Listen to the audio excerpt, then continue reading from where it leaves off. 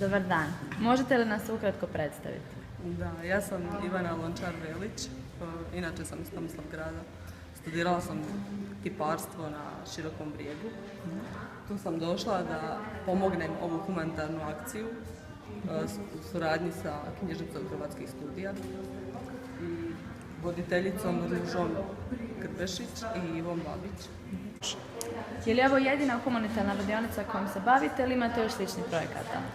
Pa, trenutno u Zagrebu ne, ali surađujem sa jednom ustanovom u Mačnom selu, u Međugorju. Oni su, znači, humanitarna ustanova, radim za njih, ali u Zagrebu još nisam. Sviđaju li vam se radionice ovakvog tipa?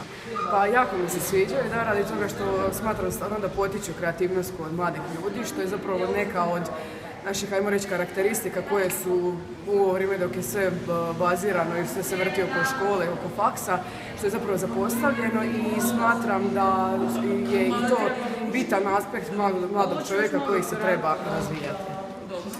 Smatrate li da bi trebalo biti više ovakvih projekata?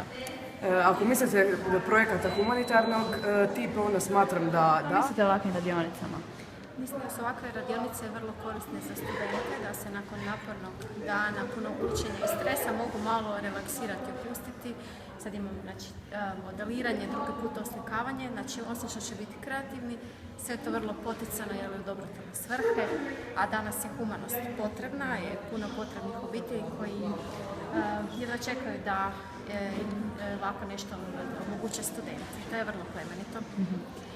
Smatrate li da bi radionica ovakvog tipa trebalo biti više na hrvatskim studijima? Naravno, zato što je potrebno je puno humanitarnih akcija, a studenti su puni energije i entuzijazma. Mi kao knjižnica smo se sad uključili malo sa svojim isto financijskim sredstvima, smo pomogli u kupnji ove gline, malo sa svojim kontaktima smo pozvali ovu akademsku kiparicu i još ovaj putem se zahvaljujem što je došla. Svakako ćemo dalje nastaviti surađivati s njom. Gdje god će biti potrebna pomoć, tu ćemo biti na usluzi. Evo, nije problem. Sve u dobre svrhe. Hvala vam.